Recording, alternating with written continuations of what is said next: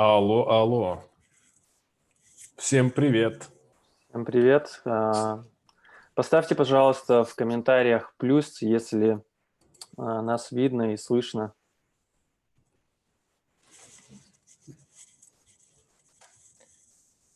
Сейчас YouTube немножко подтормозит и даст нам обратную связь. Так, я вижу плюсик от Lazy Swift уроки. Пошел плюсик. Конечно, хотелось бы на всякий случай чуть больше плюсиков. Ага, все, спасибо. Давид, Так, они вроде. нас... Да, все, мы Так, вдвоем. отлично. Итак, всем добрый день. Рады приветствовать вас сегодня на нашем вебинаре.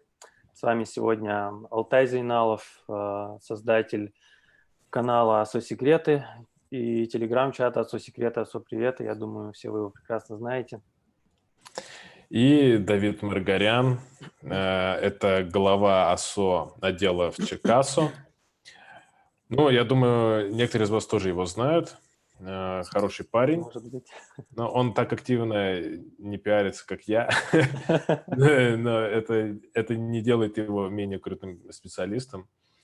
Вот. Ну, давай, Давид, тогда тебе слово. Да, давай Объявляй. перейдем в нашу презентацию. Сейчас я включу. Итак, сегодняшняя тема нашего вебинара – это анализ конкурентов в АСО «Как стать первым». Сейчас на экране вы видите небольшой план, по которому мы будем сегодня идти. Мы обсудим с вами, зачем вообще следить за конкурентами и как это делать, зачем сравнивать свой АСО-индекс и АСО-индекс своего конкурента, как отслеживать ключевые запросы, как делать сравнительный анализ на нашей платформе и как анализировать отзывы, чтобы улучшить рейтинг и вообще подчеркнуть какие-то идеи из отзывов своих конкурентов. И я вам тогда хочу сказать вообще, в чем смысл всего этого дела, то есть зачем следить за конкурентами. И давайте мы с вами пойдем немножко издалека, потому что этот вопрос касается как и тех приложений, которые у нас выпущены, а также приложений, которые мы только собираемся выпустить, то есть которые на стадии идей. Смотрите, с каждым годом приложений становится все больше и больше, и как-то выделиться среди них становится все труднее.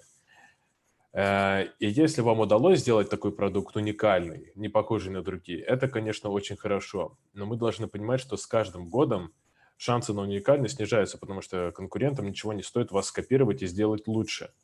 Поэтому мы плавно переходим ко второму пункту, который называется «стремиться быть лучше». То есть на основе того, что делают ваши конкуренты, вы стараетесь улучшить свой продукт и тем самым перегнать конкурентов, чтобы быть еще круче и привлечь к себе новых пользователей и даже пользователей конкурентов.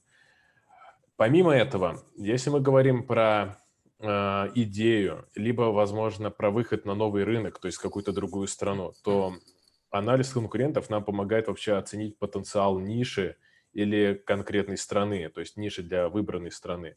Потому что может быть так, что в каких-то категориях отсутствует трафик вообще. То есть, например, в детской категории во Франции, именно в категории детских сказок очень мало трафика. Я это знаю, ну, на своем личном опыте. И там много установок не получишь, чего нам не скажешь, допустим, про США или Великобританию. В некоторых категориях трафик может быть только брендовым. Вы можете подумать, что, о, там так много установок, там можно поживиться. А на самом деле весь трафик пришел не из АСО, а из Facebook. И, следовательно, если у вас небольшой бюджет, то выйти там в топ будет сложно.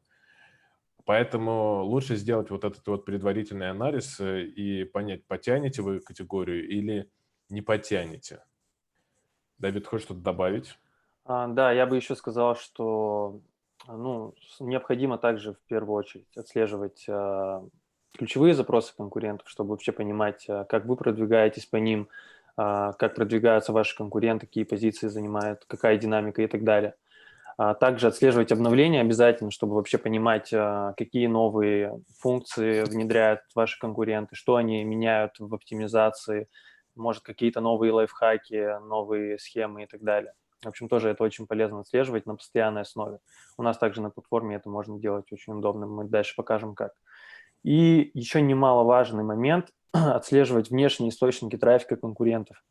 В первую очередь это важно для тех конкурентов, которые используют замотивированный трафик, потому что если вы понимаете и видите, что ваш конкурент использует мотивированный трафик по какому-то ключу определенному, который вы также таргетируете, который вам интересен, то, возможно, стоит скорректировать свою стратегию и не опираться, допустим, на этот ключ сильно, потому что если вы используете только органические методы, то вероятность того, что вы выйдете в топ, она крайне мала, так как ваш конкурент использует серые схемы для попадания в топ. Ну и, естественно, также это внешние источники рекламные, то есть UA.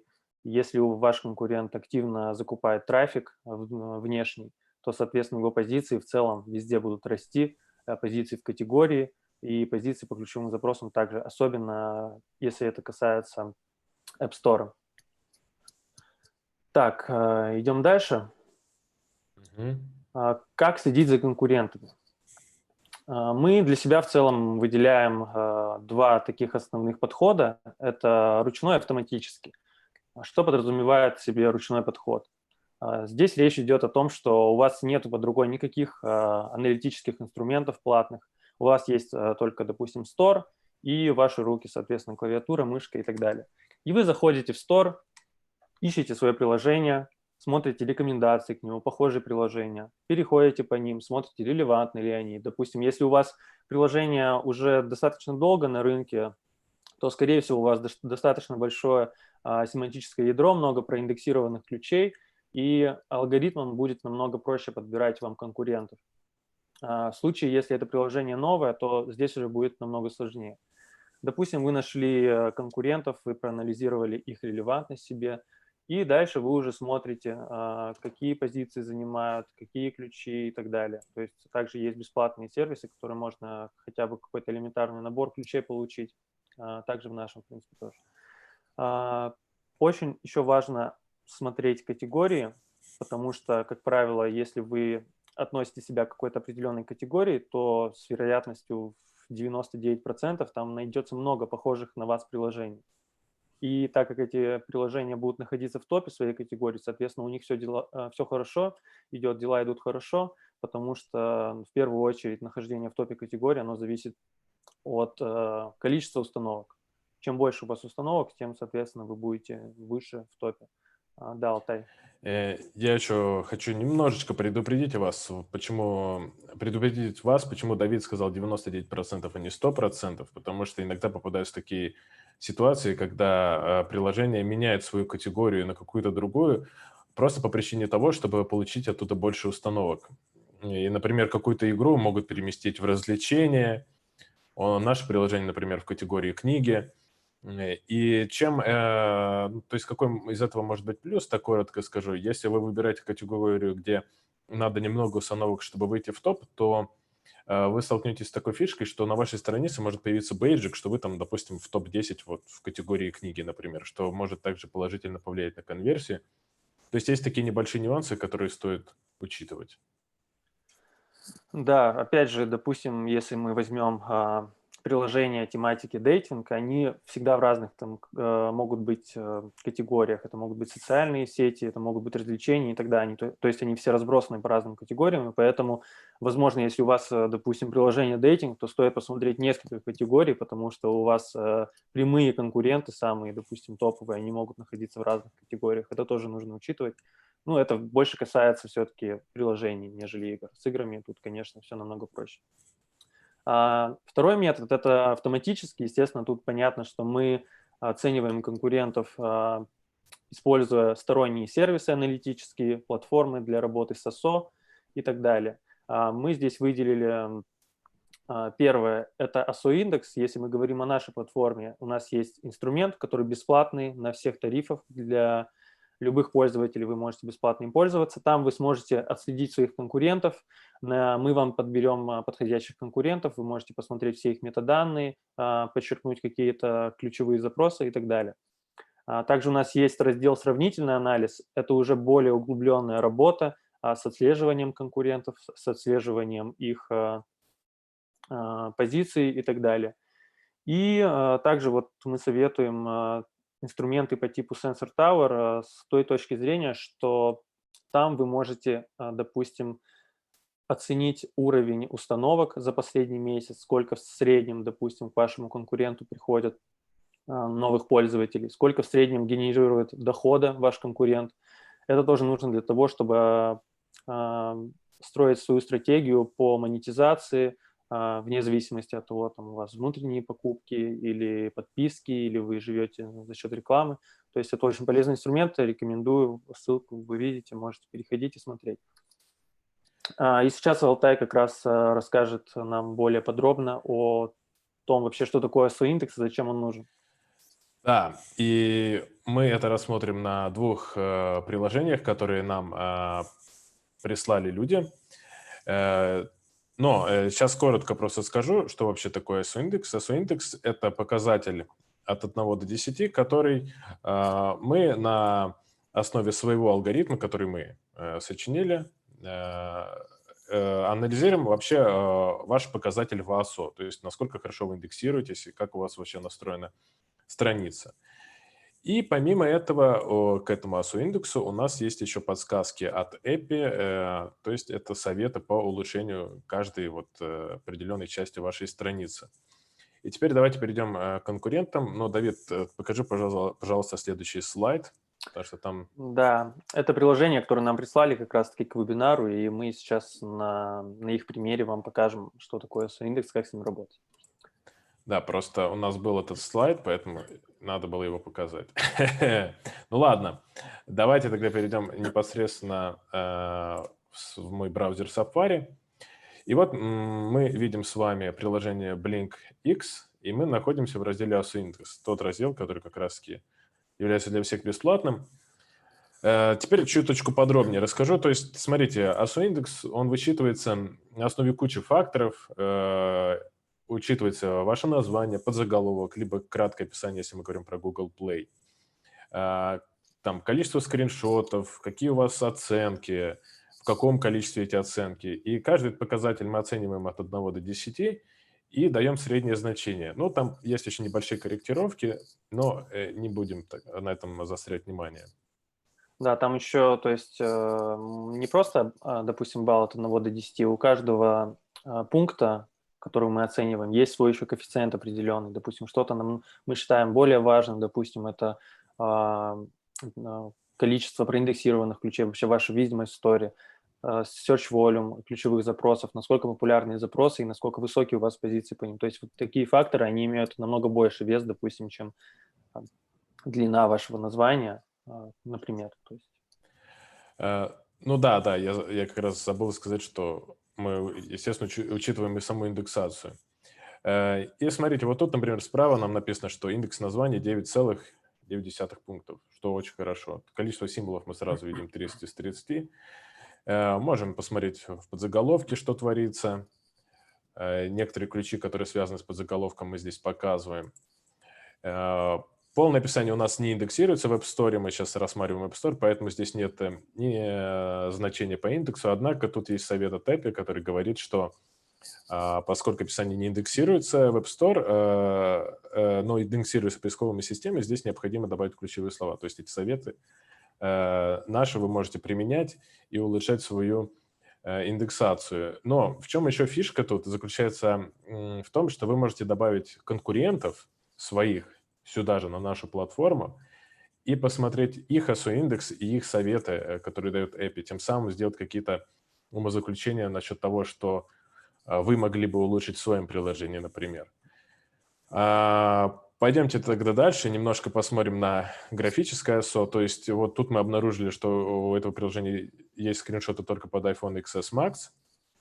Вот, собственно, они вам здесь показаны.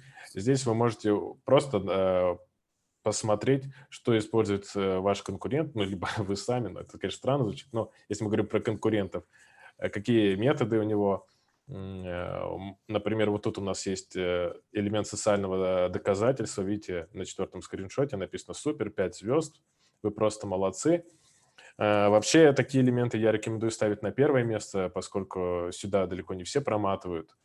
На айфоне видно только первых 3 скриншота, то есть он вообще в невидимой зоне находится.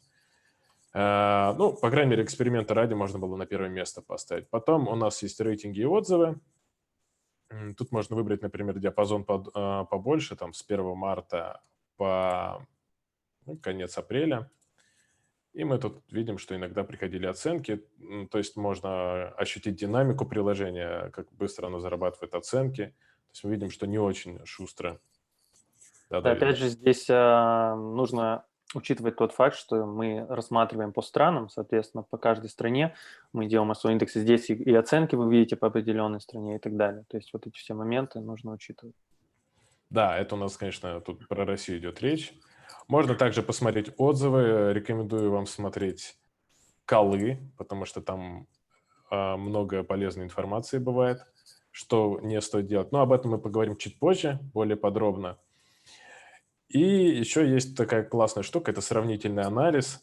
Вот смотрите, ручной метод, когда вы ходите в App Store или в Google Play, смотрите, какие там конкуренты, эти алгоритмы конкурентов там внизу в рекомендациях подбирает сам Store, сам магазин. А здесь подборы конкурентов делаем мы сами, то есть это наш алгоритм. Поэтому вы можете и ручным методом что-то почерпнуть для себя. И также у нас на платформе найти каких-то конкурентов, которых вы, может быть, о которых вы, может, и не знали. Ну и тут мы подобрали, например, упражнения для глаз и зрения, улучшение зрения. Ну, то есть вот тут все видно. И сейчас кое-что надо тут отметить. Вот вы видите название по заголовку рейтинги и отзывы, их оценки отдельные, да, 9.9, 9.9, 9.1 и средний ASO-индекс 8.6. Надо понимать, что это значение 8.6, оно относится ко всему приложению целиком. Это не среднее по этим 3 показателям. Некоторые так думают, это неправильное умозаключение. То есть это общий ASO-индекс. И мы видим, что по сравнению с другими приложениями BlinkX, он опережает по ASO-оптимизации, настройке своей страницы конкурентов. И также мы можем видеть еще и в процентном соотношении, допустим, калориметр AR, вот у него название на 49% хуже, чем у нашего приложения.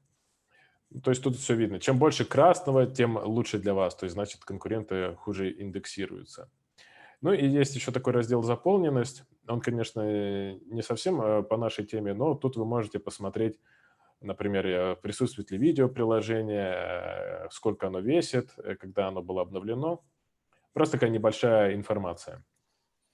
Теперь давайте посмотрим еще второе приложение. Это «Мечтатель целей и планер дел». То же самое, мы подобрали для него конкурентов. Мы видим, что у него результат лучше, чем у конкурентов. Тут еще больше красного мы наблюдаем.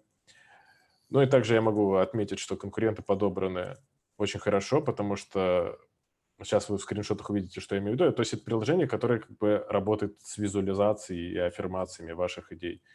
Поэтому вот тут вот личный коллаж желаний, Dream Vision Board, то есть это все как раз-таки по теме. Ну и видим, что название имеет ASO-индекс 10, рейтинги и отзывы 10, то есть у него хорошая оценка. Эту оценку можно тут посмотреть. Ну да, 4.9 так и есть. И теперь немножко про графическое ASO скажу. Вот по сравнению с предыдущим приложением, здесь мы видим, что скриншоты показаны не очень корректно в том плане, что разработчик взял картинку и разделил ее на 2 части и разместил как 2 скриншота. И за счет этого мы видим перекос в устройстве, то есть надо было вырезать кусок и вставить уже с вырезанным куском на 2 изображения, а не просто пополам делить. И еще в чем фишка вот этого раздела графического ASO, иногда разработчики меняют скриншоты в зависимости от устройства. И здесь вот мы, например, видим, что скриншот мысли позитивные, используя аффирмации, находится на 4 месте, а для iPhone XS Max этот скриншот находится на 6 месте. Возможно, это как-то влияет на конверсию на более вытянутых экранах, а может и нет. Это как бы вопрос экспериментов разработчика, может это случайно, может не случайно. В любом случае какие-то выводы из этого можно почерпнуть. Ну, а теперь тут с разбором я закончил, и я передаю тебе слово, Давид. Да, спасибо, Алтай. Еще хотелось бы добавить по поводу раздела индексов. В данный момент у нас как раз происходит большая работа над ним, над его улучшением, поэтому в ближайшее время вы увидите обновленный раздел, и там будет очень много интересных вещей. Мы будем показывать намного больше параметров, будет много полезных советов, очень интересных, и поэтому следите за обновлениями. Так, я предлагаю нам перейти обратно в презентацию. Да.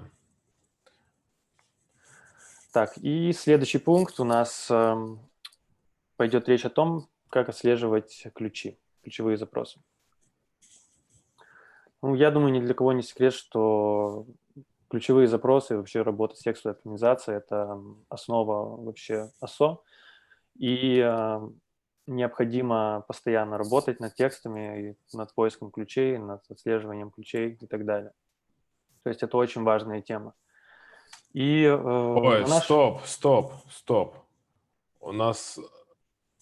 я подумал, что трансляция отменена. Нет, походу, все нормально, да? все Все нормально. нормально. Да, все, я вот смотрю на Ютубе, все. Я не то, извиняюсь. Извините, что прервал, я просто запереживал. Прошу прощения. Извини, Да, Давид. я даже немного напугался, думал, что же там. Я тоже ничего, просто очень готовился просто. Ладно, хорошо. Да, и на Чекаса есть 3 раздела, в которых вы можете работать с ключевыми словами. Сейчас мы как раз перейдем на платформу и поговорим уже более подробно о них. Но, пожалуйста, следующий слайд, чтобы мы узнали, что это за приложение будет. Да, сейчас мы будем, кстати, смотреть на примере приложения, которое также нам скинули для вебинара.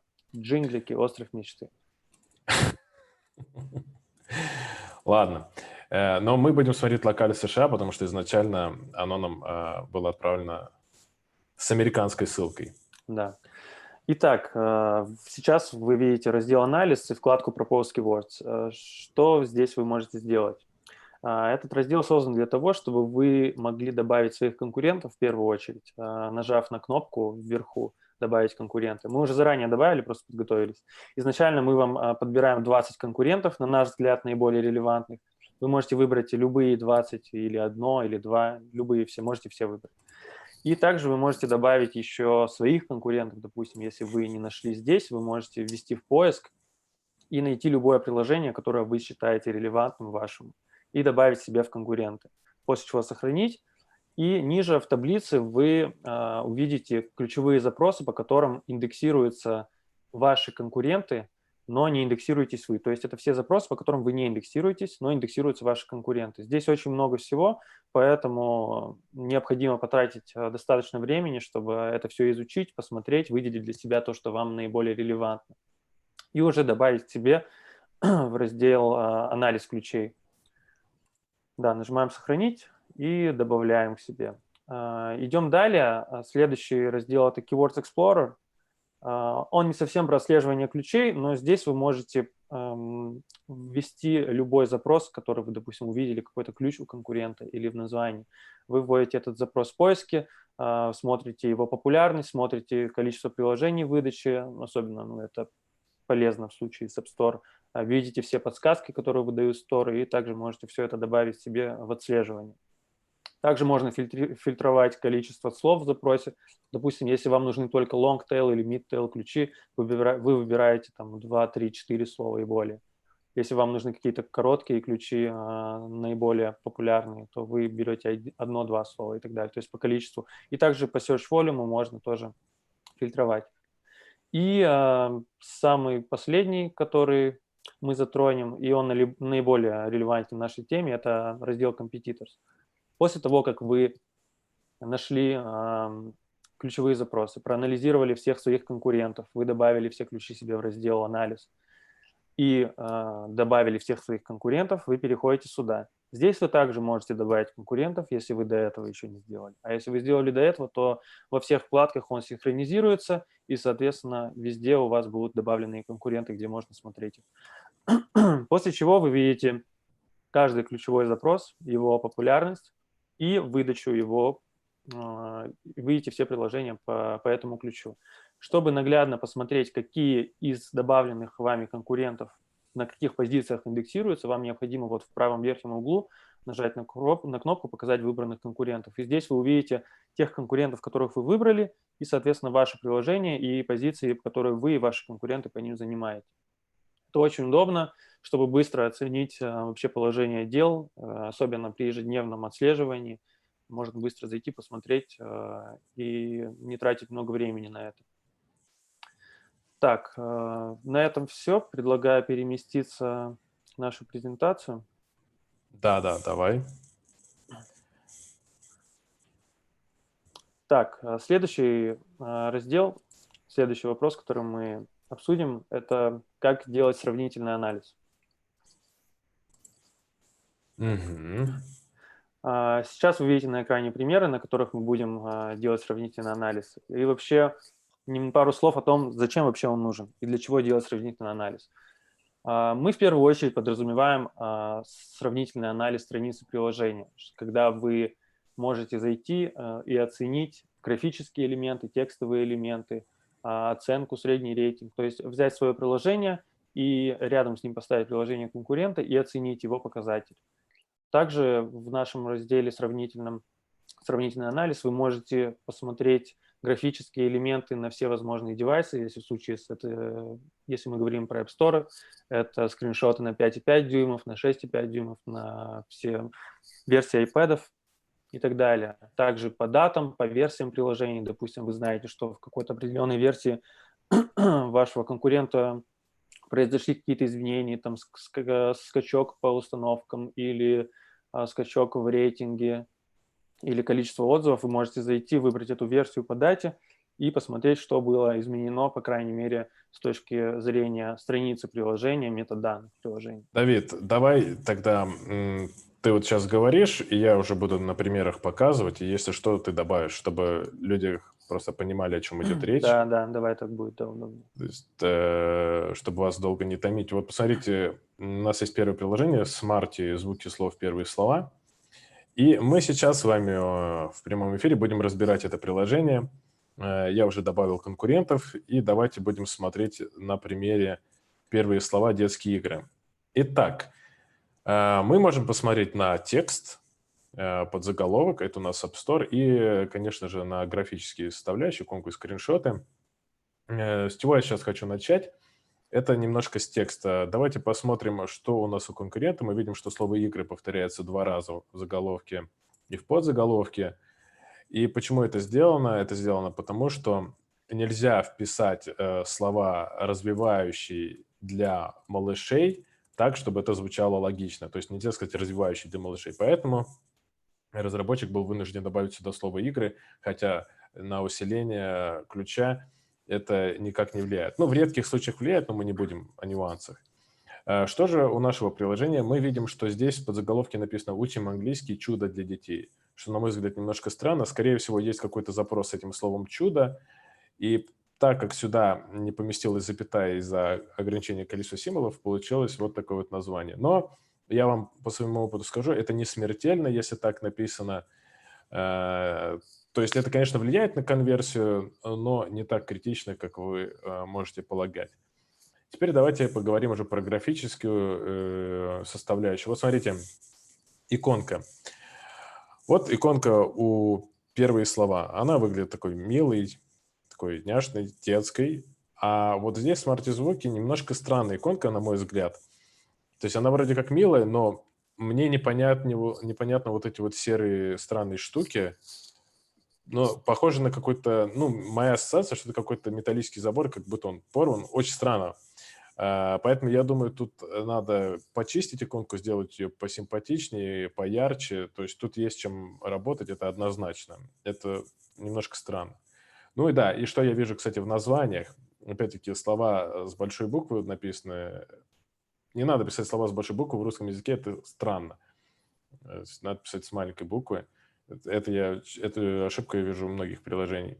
Теперь идем на скриншоты. Мы видим, что первый скриншот у смарт-звуки, он, так скажем, не информативный, потому что мы видим меню. А вот у конкурента мы видим что? Мы видим красивую, милую картинку, и сразу понятно становится, что это что-то миленькое, что-то для детей. И тут еще написано животные, игрушки, машинки и цифры. То есть родитель понимает, что это просто приложение игра. Хотя по названию можно немножко понять, что это как-то связана игра с обучением слов. Пойдем дальше. У Smarty звуки мы видим второй скриншот уже ярким, и он бы подошел на первое место. Но в целом не совсем понятно, что это приложение делает. Ну, то есть ты собрал коня, тебе написали конь, но я думаю, тут какие-нибудь поясняющие фразы, как здесь, помогли бы родителям сориентироваться, о чем это приложение. То есть вот тут мы тоже видим забавные звуки анимации. Вот этот вариант не самый удачный и прекрасная иллюстрация художницы Алены Чапа, потому что очень много картинок вместе расположены, и на маленьком устройстве и так ничего не видно будет, то есть все очень мелко. То есть я бы выбрал какую-то одну картинку и крупно ее бы показал, такую самую яркую, самую сочную. И что мы еще тут можем посмотреть? Мы можем посмотреть разные скриншоты. И это как раз-таки хороший пример, потому что здесь, например, для iPad совсем другие скриншоты, они кардинально отличаются, в отличие от этого приложения, которое мы сейчас смотрим. То есть тут идет дубль скриншотов. Здесь же мы видим, что они совсем другие. И, на мой взгляд, скриншоты на iPad здесь хуже работают, потому что тут не очень понятно, что надо делать. Но если немножко вдуматься, то становится понятно. Но дело в чем? Дело, что человеку, ему не надо сильно напрягаться, когда он находится на вашей странице. Он должен за 2-3 секунды сразу понять, о чем речь. И вот по первому скриншоту непонятно, но просто написано робот. А оказывается, тут, например, надо слова подбирать, что вот это робот, надо вот сюда, вот в это поле вставить. То есть вот такие моменты, их надо учитывать. Теперь давайте посмотрим следующее приложение. Это у нас About Me Health and Habit Tracker. Мы сразу посмотрим на примере Simple Fasting and Meal Tracker. Тут ситуация гораздо лучше. Мне, во-первых, нравится, что оба приложения используют ключевые слова. У нас есть Habit Tracker, Health, тут Fasting and Meal Tracker, то есть все отлично. Единственное, вот в подзаголовке Intermittent, мне кажется, это не очень трафиковый запрос, и он просто жирает тут место. Чего не скажешь о нашем приложении, потому что тут Watcher, Meal, Sleep, все это ключевые слова. Они, видите, соединены вместе по той простой причине, что тут у нас мало места, и пришлось поставить запятую вместо пробела, чтобы как-то иметь смысл. Но еще дело в том, что после запятой нет пробела по той причине, что запятая воспринимается App Store как пробел, поэтому нормально. И хочу немножко акцент на скриншотах сделать. Мне нравятся в обоих случаях первые скриншоты. Что хорошо в нашем случае, что тут написано «kill microbes», убивает микробов в период коронавируса. Это может быть даже очень актуально и поднимает конверсию. Но, с другой стороны, мне кажется, тут нагромождено слишком много текста. Может быть, что-то убрать стоило бы, посмотреть. А во втором случае мне нравится, что тут у нас есть 5 звездочек, которые показывают наше приложение как какой-то премиум, и что-то типа социального доказательства выглядит так. Правда, тут не написано, кто это написал, просто разработчик так решил, что оно идеально для использования дома. Ну, а внизу мы, конечно, можем посмотреть количество оценок. Вот для сравнения мы видим, что в США у конкурента, конечно, оценок побольше, и оценка у него крутая. То есть можно что-то подчерпнуть. И последнее приложение, которое мы посмотрим, самое сложное было для меня, это Caterpillar и Hungry Caterpillar. Тут вообще сложно было подобрать каких-то конкурентов, но я что-то выбрал. Давайте посмотрим вот на таком примере. Battle Pillars. То есть я выбрал 2 игры сейчас. Они, конечно, из разных жанров, но я брал по ключу именно по теме гусениц. И что мы видим? Мы видим, что вот у нашего конкурента скриншоты, мне кажется, выглядят посимпатичнее, поярче. То есть тут контраст, есть отличия. Что не скажешь про наше приложение, потому что тут скриншоты очень похожи между собой. Вот этот скриншот вообще непонятен, что это за листик, что с ним надо делать. То есть, может быть, поясняющие надписи нам помогли. Также я бы почистил скриншоты, я бы убрал вот эти вот кнопки, которые, на мой взгляд, просто портят общее впечатление. Но тут понятно, что надо выбирать персонажей. Однако Вот по первым 3 скриншотам не совсем понятен геймплей. Ну, то есть понятно, что надо кушать эти ягодки какие-то, а что дальше с ними делать, неясно. Вот что это внизу за функция, непонятно. И на что еще хочу обратить ваше внимание, это на то, что название у этого приложения гораздо длиннее 30 символов, и связано это с тем, что оно давно не обновлялось. То есть, когда раньше можно было вставлять 50 символов. И у нас есть доказательства для этого, что последнее обновление у нас было аж в 2015 году в сентябре. А вот у нашего приложения совсем недавно, 12 апреля 2020 года. А, Ну, если говорить про ключевые слова, тут я, конечно, могу сказать, что в нашем случае стоит подобрать какие-то фразочки поинтересней, в том плане, что я не уверен, что aesthetic, pretty — это слова с какими-то поисковыми запросами, у которых есть какой-то трафик, что это пользуется популярностью. Я, конечно, могу ошибаться, но мне так кажется. Ну, а в этом случае тут вообще нет подзаголовка, потому что раньше его не было. На этом я разбор заканчиваю, и я Да, думаю, мы должны перейти к одной интересной теме. м, Э, Ну, ты, Давид, знаешь, это да, свежачок. да, Это переходим в демонстрацию нашей презентации. И так, небольшое вступление. Сегодня у нас как раз произошел релиз новой фичи, нового рейтинга, нового раздела. Это рейтинги и отзывы. И сейчас Алтай как раз продолжит и расскажет нам вообще, для чего нужно сравнивать, нужно оценивать рейтинги и отзывы, и как с этим работать на нашей платформе. Но я думаю, нам надо... Ну да, там еще будет слайд, когда надо будет показать, что за приложение. Но сначала опишем вообще смысл оценки рейтингов и особенно отзывов. Смотрите, такая фишка есть, что когда люди чем-то недовольны, они делятся этим гораздо охотнее, чем тогда, когда они довольны. Потому что когда у человека положительный опыт, он даже на него не обращает внимания, это у него происходит на автомате. Но когда что-то ему не нравится, он на этом зацикливается, и он хочет высказать свое возмущение. Поэтому, когда мы анализируем отзывы свои и конкурентов, нам в первую очередь надо смотреть на отрицательные отзывы, потому что там, как правило, гораздо больше информации о том, что разработчик сделал неправильно. И то есть мы будем понимать, как нам надо действовать, чтобы не повторить этих ошибок. Ну, по крайней мере, что нам точно не надо делать. В положительных отзывах полезной информации меньше, потому что там люди чаще просто нахваливают приложение, и они очень часто повторяются в своих изречениях. Поэтому стоит обращать внимание на такие отзывы, где как можно больше текста.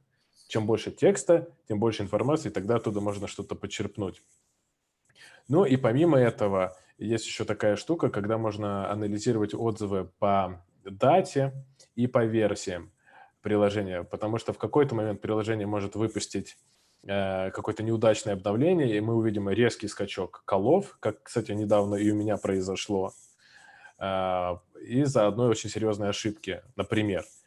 А, и из этого вытекает следующее, что мы можем посмотреть на то, как конкурент работает с этими отзывами, что он делает. И если конкурент работает хорошо, то эти отзывы негативные, они часто исправляются на пятерке. Но мой вам совет, что если вам кто-то поставил кол, и вы исправили ошибку, помимо того, чтобы написать человеку: да, мы исправили ошибку, пожалуйста, обновите приложение, вы еще должны написать обязательно, что, пожалуйста, исправьте отзыв, потому что люди могут вообще забыть об этом, и этот кол так и останется, хотя у них все нормально. То есть нужно вот этот вот призыв к действию делать, тогда это будет работать. Теперь предлагаю рассмотреть немножко все вышесказанное на примере шрифты для Инстаграм от Дмитрия Бисерова. Это наш завсегдатый в чате АСО «Приветы». Вот, поэтому давайте от слов к делу. Начну-ка я демонстрацию. Так, ну и погнали.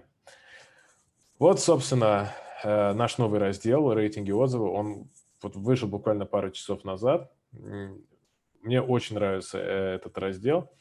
И давайте посмотрим, что у Дмитрия с его приложением. Вот мы видим тут оценки по датам, как его увеличивается количество оценок.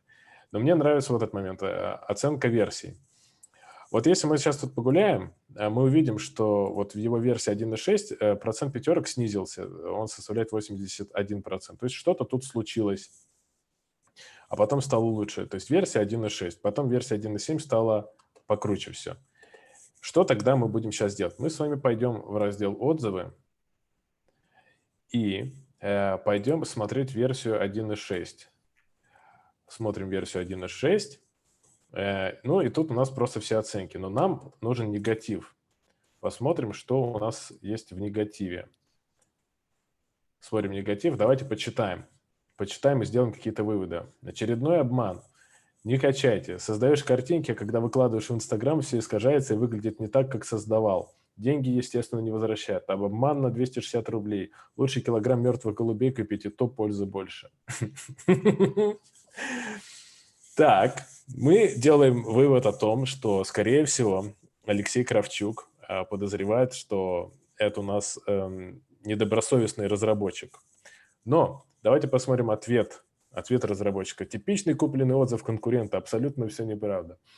В общем, я понимаю, какой соблазн возникает у разработчика, когда он видит явную ложь, и это похоже на бред. Какой соблазн ответить таким образом, но с учетом особенно последних правил Apple, так отвечать не стоит не потому, что Apple запрещает, а по причине того, что ваши отзывы, ваши ответы на отзывы читают другие люди. И если они увидят, ну, так скажем, не самые добродушные, не самые добрые отношения, они могут сложить о вас не самое лучшее впечатление.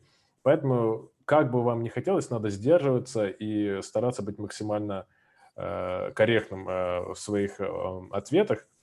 И тем самым можно будет, так скажем, повысить свою лояльность. То есть тут можно было бы ответить, извините, там у нас такого нету, то есть мы там не берем деньги, допустим. И давайте тогда посмотрим версию 1.7, что тут у нас по негативу. Негатива нет. Тогда посмотрим, что там у нас с пятерочками. Ну и вот с пятерочками мы, то есть, можем сделать вывод, что вот шрифты очень клевые, можно подобрать под любую тему и настроение, очень красиво смотрятся сторисы, привлекают внимание. Спасибо за данное приложение. Очень удобно пользоваться, все интуитивно понятно. Вот отзывы такого формата здесь периодически встречаются. То есть основная фишка приложения, то есть его главное такое качество, что оно очень удобное и понятное, простое. Вообще любой хороший дизайн – это тот дизайн, который не требует инструкции, поэтому тут по отзывам можно судить, что Дмитрий справился с этой задачей, что хорошо. В общем, мне этот раздел очень нравится, потому что тут можно по разным фильтрам посмотреть. Помимо этого сюда планируется добавить еще некоторые фильтры. Ну и также можно, конечно, посмотреть конкурентов, если возникнет желание, и сразу их оценочки тоже сравнить. Так, ну я думаю, нам надо на этом завершить мою часть и слово передать тебе, Да, Давид. спасибо, Алтай. Да, очень удобный раздел, поэтому рекомендую всем ознакомиться и почерпнете очень много интересной информации. Также там вы можете прочитать необходимое количество пятерок, чтобы повысить свой рейтинг, допустим, в случае с App Store. У нас есть там калькулятор прямо в этом разделе, который вам автоматически посчитает, сколько нужно, чтобы добиться определенной оценки, которая вам нужна. Просто ставите, какая вам нужна оценка, и мы посчитаем, сколько вам нужно для этого пятерок. Давид, там и в чате я сейчас увидел просто интересную информацию. Там написали, что Кравчук – это реально его конкурент, и он специально фигню написал. Ну, Нет, там вообще мы, в страсти. принципе, и не сомневались, да, что это, скорее всего, заказной отзыв. Просто тут важно было показать именно то, как разработчик отвечает на отзывы, и что необходимо всегда соблюдать этику, всегда быть максимально положительно настроенным, вне зависимости от того, даже если это клевета, вы можете просто написать, что, пожалуйста, не вводите в заблуждение других пользователей, данная информация не соответствует действительности, и все, этого будет достаточно, чтобы адекватные люди поняли, что вы достаточно ответственный разработчик и не будете никого обманывать. И о вас будет хорошее мнение. Так, идем дальше. Я включу нашу презентацию. Так, в принципе, мы перечислили все наши основные пункты по отслеживанию конкурентов, как с этим работать, что можно подчеркнуть, какую информацию. Мы еще пару моментов подготовили, на что еще вообще можно обратить внимание, на что стоит обратить внимание. Так, Алтай, начинай. Да, да. Я бы хотел вот такую вещь сказать, что надо следить за трендами, но это имеется в виду не прям мировые тренды, а это именно вот в вашей нише, что используют конкуренты. Допустим, появилась тема виртуальной реальности, и конкуренты стали это активно использовать. Вы читаете отзывы, сравниваете там и видите, что людям эта фишка нравится, а у вас этого нету. Следовательно, вы должны понимать, что это привлекает людей, и вы можете потерять текущих пользователей или потенциально новых, которые могли прийти к вам, потому что у вас такой фишки нету. Может быть, какие-то приложения используют вот эту темную тему, dark mode, а вы не используете. Apple тем более фичерил такие приложения, которые были заточены. Ну, то есть надо следить за этими всякими фишками, нововведениями в своей нише, чтобы так сказать, не опоздать и не упустить пользователей и тем более ваших покупателей. Из этого плавно мы переходим в следующий момент. Это надо анализировать вообще монетизацию. То есть у вас есть какая-то ниша, вы видите, что там есть деньги, но надо понять, каким образом приложения вообще зарабатывают. Там, может, встроенные покупки там рулят, либо платные приложения сейчас в этой нише рулят, либо подписки. Ну, я, конечно, сомневаюсь, что платные приложения рулят в какой-то нише. Это редкий случай, мне кажется, уникальный. Но Да, да. такое, конечно, может быть. Э, Ну, в общем, вот эти вот такие моменты, чтобы сделать свое приложение лучше, основываясь вот на трендах и на их монетизации. Теперь слово тебе, Давид. Да, Заканчивай. третий пункт – это делать правильные выводы и правильно выставлять приоритетность, последовательность вообще действий. Что это значит? После того, как вы проанализировали очень много информации, ключевые запросы, страницы приложения и все-все-все, что мы перечислили, у вас появится очень много информации к применению и вообще к осмыслению. И важно в этом всем не потеряться и правильно все структурировать, понять, что для вас наиболее важно сейчас в первую очередь, и понять, что из этого вы сможете максимально быстро реализовать. То есть этот момент, он очень важен, потому что информации очень много, и в ней очень сложно потеряться. Поэтому записывайте, приоритизируйте и принимайте правильные решения. Это очень важно для вообще построения стратегии и для успешного продвижения приложений. Вообще в любом деле, я думаю, это важно. Да, и еще немаловажный фактор – это сам процесс вообще взаимодействия с приложением конкурентов. То есть одно дело, вы смотрите на страницу приложения, метаданные, но совсем другое дело – это вообще и изучить само приложение конкурентов, чтобы понять вообще, что оно из себя представляет, как реализован, допустим, тот же онбординг, есть ли там реклама, насколько часто появляется реклама, если у вас монетизация по рекламе, как пользователя сподвигают, подталкивают к покупкам или к подпискам. То есть все эти моменты нужно учитывать, чтобы понимать вообще, как улучшить свое приложение и понимать вообще, насколько вы в данный момент в состоянии конкурировать с другими приложениями, релевантными вам, вашим конкурентам. Потому что одно дело сделать продающие и конвертящие графические и текстовые элементы, страницу приложения, но в любом случае последнее это будет взаимодействие пользователя с приложением, и если его не устроит приложение, то, соответственно, он от вас уйдет. Поэтому нужно это понимать для того, чтобы выстраивать стратегию и понимать, сможете ли вы в данный момент, допустим, тягаться с какими-то успешными и большими приложениями, или вам стоит сначала начать с низкочастотных запросов, среднечастотных, прям вот понемногу набирать вес, потихоньку обновляя приложение, набирать свою базу пользователей и улучшать, чтобы в дальнейшем уже выйти на какой-то стабильный приток новых пользователей. То есть это очень важный момент, и если вы правильно научитесь анализировать это, то у вас увеличатся вообще все показатели, и в целом сможете хорошо поднять свое приложение и улучшить его. Так, ну, я на этом все, и я думаю, в принципе, если, Алтай, тебе тоже есть что добавить, можешь сказать. Я единственное, что хочу добавить, это делайте качественные приложения. Никогда не забивайте на качество, потому что все эти маленькие фишки, маленькие там удобства, которые вы реализовываете, это очень поднимает лояльность пользователей, и им это нравится, и за счет этого у вас происходит еще виральный эффект, то есть вас начинают, ну, сарафанное радио, вас начинают рекомендовать друг другу, что, конечно, является плюсом, и это также дополнительные бесплатные установки для вас, что тоже хорошо. А так, давай предложим тогда... Ой, переключим на следующий слайд. Думаю, нам нужен сейчас следующий слайд. Да, Да, теперь мы можем ответить на ваши вопросы. У нас осталось немного времени. Как раз. да, я их уже вижу. Давай я зачитаю. Савелий нам пишет. Спрашивает, как часто делать сравнительный анализ и где лучше всего следить за трендами в мобайле? Стоит смотреть на лидеров в других категориях.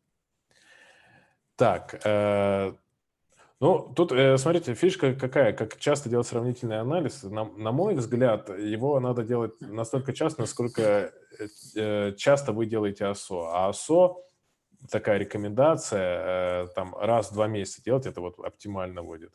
Но тут нет такой золотой формулы, тут просто, видите, фишка-то в чем? Если вы проанализировали конкурентов, вы себе можете список задач вот такущий составить. Вы пока это все реализуете, там пройдет неизвестно сколько времени. И единственное, что в таком случае надо учитывать, это если есть такие моменты, которые там со временем могут измениться. Допустим, вот та же виртуальная реальность, она только-только вышла, скорее всего, через полгода будут какие-то обновления, она станет работать по-другому. И вот тогда за этим надо следить. То есть как эта индустрия развивается. То есть тут надо почаще делать анализ, но в том плане, что вот именно эту фишку проверять. А так, по большому счету, там, если вы будете смотреть на текстовое, сонографическое, нет смысла там даже каждые 2 месяца сравнивать. Там особых сильных изменений не будет. Единственное, только в таких случаях это сезонность. То есть там Рождество, Пасха, какие-то такие праздники, там надо, ну, можно посмотреть, как страница оформляет. А так это, ну, даже раз в 2 месяца, мне даже кажется, это достаточно часто. Можно там раз в полгода делать, если, конечно, вы изначально список ставили. Да, мне бы еще хотелось добавить, тут вопрос в том вообще, что вы собираетесь сравнивать. Если мы говорим про в целом сравнительный анализ, то есть сравнивать вообще что. Если мы говорим про ключи, то, естественно, это нужно делать каждый день, там, отслеживать, сравнивать позиции и так далее. Если мы говорим про метаданные, текстовые элементы, да, тут не обязательно слишком часто это делать, как уже сказал Алтай. Но если вы, допустим, следите за каким-то, у вас есть какой-то конкурент, который ам, очень усложняет вам жизнь, и вы хотите быть постоянно там в курсе всех его обновлений, то, естественно, тут это нужно делать намного чаще. Чем чаще, тем лучше. Тогда вы не пропустите какие-то важные изменения, обновления и сможете сразу построиться. То есть все зависит от ваших нужд в первую очередь. После этого уже тут нет какой-то золотой, да, формулы.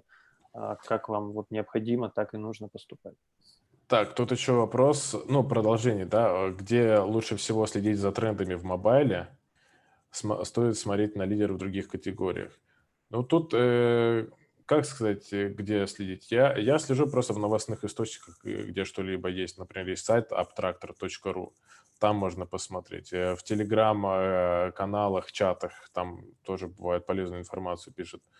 Э, Ну, лично у меня такого нету, вот где лучше следить. Я по ходу дела смотрю, когда мне что-то надо. Ну, то есть, если я своим приложением занимаюсь. Может, и Давид может что-то добавить. Ну да, и я думаю, если вы, в принципе, в этой сфере работаете и крутитесь, то, скорее всего, вы знаете все популярные источники, где можно почерпнуть информацию. Если вы постоянно в этом крутитесь, то не то чтобы вам нужно будет, вы просто будете получать это из всех углов, из всех источников, вы не сможете от этого скрыться, потому что информация постоянно поступает новая, новая, новая. Ну да, если это речь идет о приложениях, чтобы оценить каких-то конкурентов, то тут, да, категории, различные подборки вы можете просматривать тематические, потому что они постоянно обновляются сторами и подбираются наиболее, так скажем, успешные с точки зрения и монетизации, и наиболее интересные для пользователей приложения. Вот, поэтому стоит тоже на это обращать внимание. Так, давай пойдем дальше. Следующий вопрос от Евгения Копытина. Ключевые слова от Эпи предлагают слова, совсем не связанные с тематикой приложения. Это норм? Так, ну я могу ответить на этот вопрос. В данный момент мы учитываем в первую очередь те ключи, то есть мы смотрим, по каким ключевым запросам индексируется ваше приложение. Ну, насколько мы знаем, не всегда все приложения, точнее, все приложения индексируются по большому количеству ключей, особенно в Google Play, и не всегда эти ключи могут быть релевантными вашему приложению.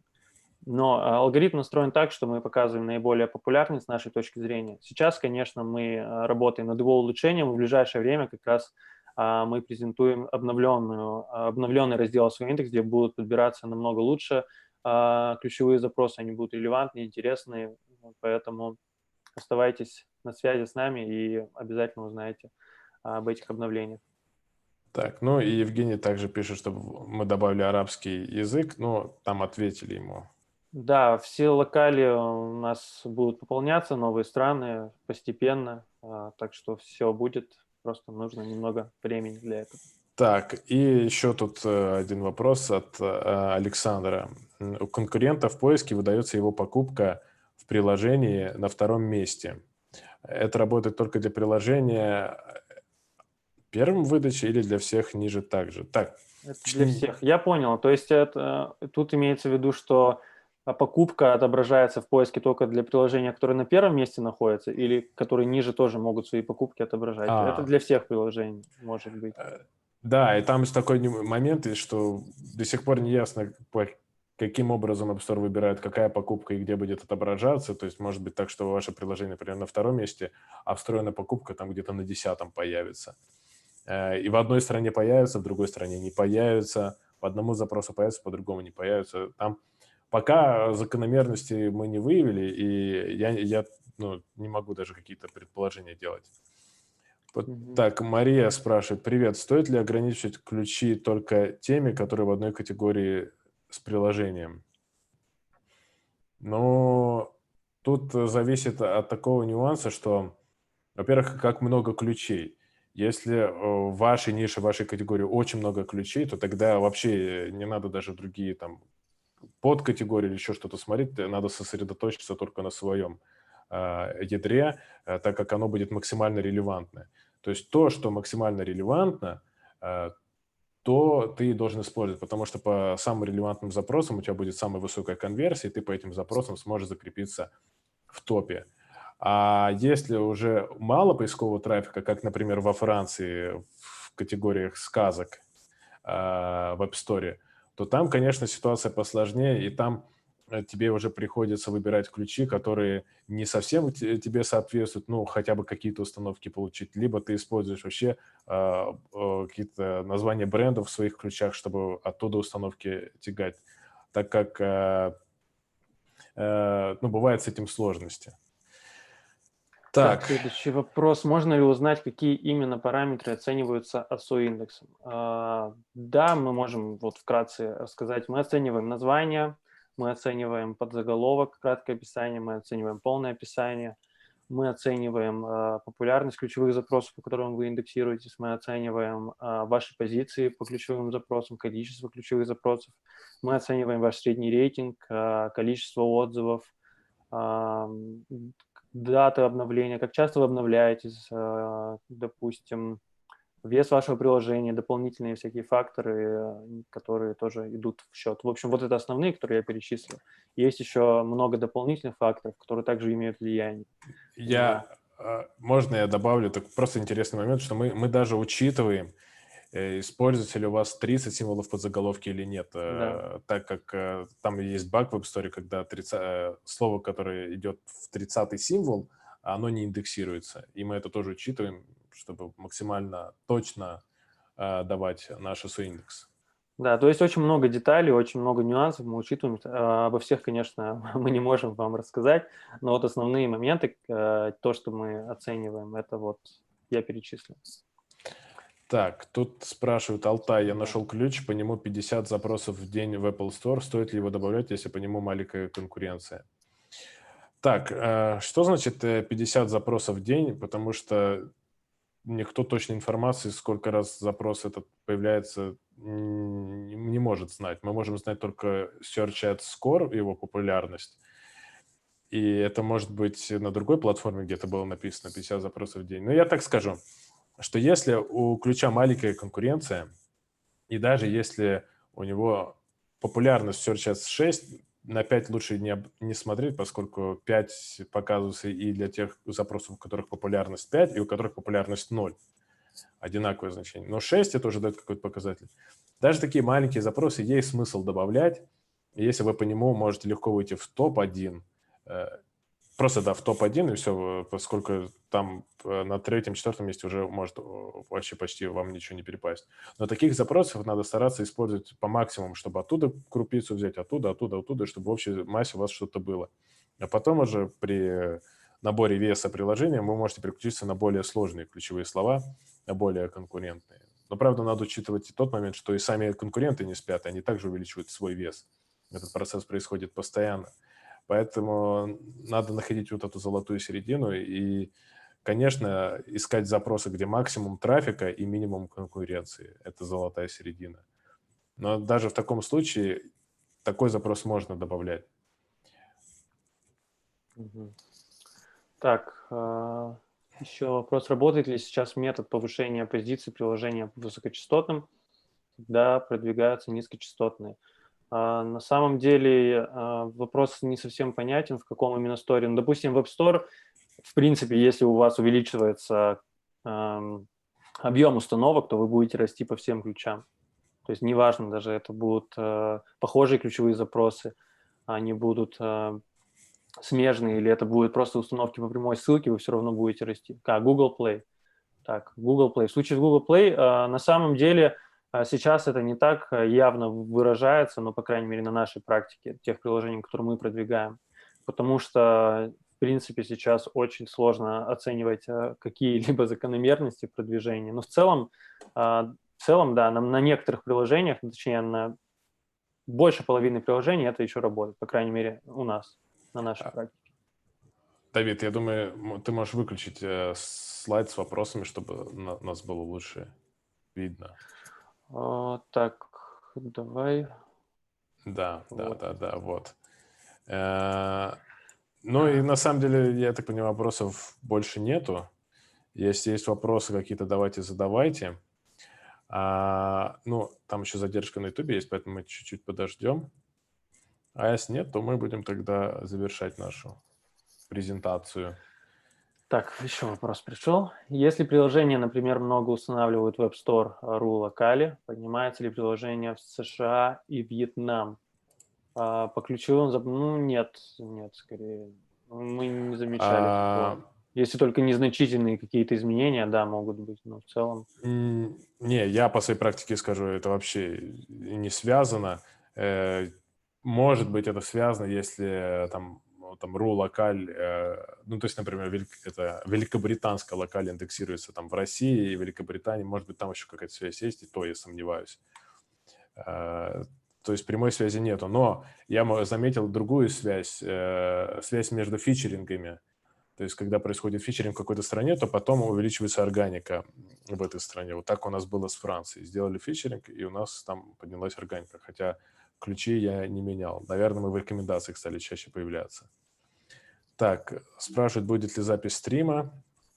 Да, будет, и я планирую также выложить и на свой канал тоже ASO-секреты, продублировать, чтобы больше человек увидело. Так, как можно выйти по ключам в США? Выйти из индексации, наверное, он спрашивает. Нет, имеется в виду, как выйти в топ по ключам, типа использовать Search Ads. Ну да, Search Ads в том числе, и как и везде, оптимизация текстовых элементов, рекламный трафик и так далее. То есть различные методы. Ну да, вопрос достаточно такой общий, абстрактный. Там, это надо кучу нюансов перечислить. Да. У меня, Короче, наверное, как и на YouTube как и везде, только в США, да, вы еще можете использовать, как и в многих других странах, это Search Ads. Вот. Как, допустим, в России вы не можете, а вот в США можете. Соответственно, в этом есть еще один дополнительный инструмент. спрашивает, до сих пор есть баг. Есть ли баг с индексацией 30-го символа в подзаголовке? Да. Нам написать в нашу поддержку, в чате кидали точно ссылку. Я думаю, сейчас модератор еще раз продублирует. Наша почта, можете все свои предложения, идеи по улучшению, комментарии, что бы вам хотелось видеть, все это можете нам присылать, мы обязательно ознакомимся и примем к сведению. Да, Давай тогда Всё. заканчивать, я думаю. Спасибо всем большое, что были с нами сегодня. Было приятно с вами пообщаться. Надеюсь, это не последний раз. Мы еще встретимся. Вот, спасибо всем большое. Спасибо, Алтай, тебе. Да, пожалуйста. Давид, тут спрашивают, как использовать Search в России. Ну, ребята, тема Search это как бы не наша, извините. И это, Не, мы можем это, сделать про это, но не в этот раз. Да. но это даже не ОСО, я, например, в этом просто даже и не разбираюсь. Поэтому, это уже не по теме вебинара, к сожалению. В другой раз так как-нибудь. В общем, да, спасибо вам, что пришли. Было приятно Всем хорошего поговорить дня. с вами. Всем пока. Всего счастливо, удачи Счастливо. всем. Всем успехов.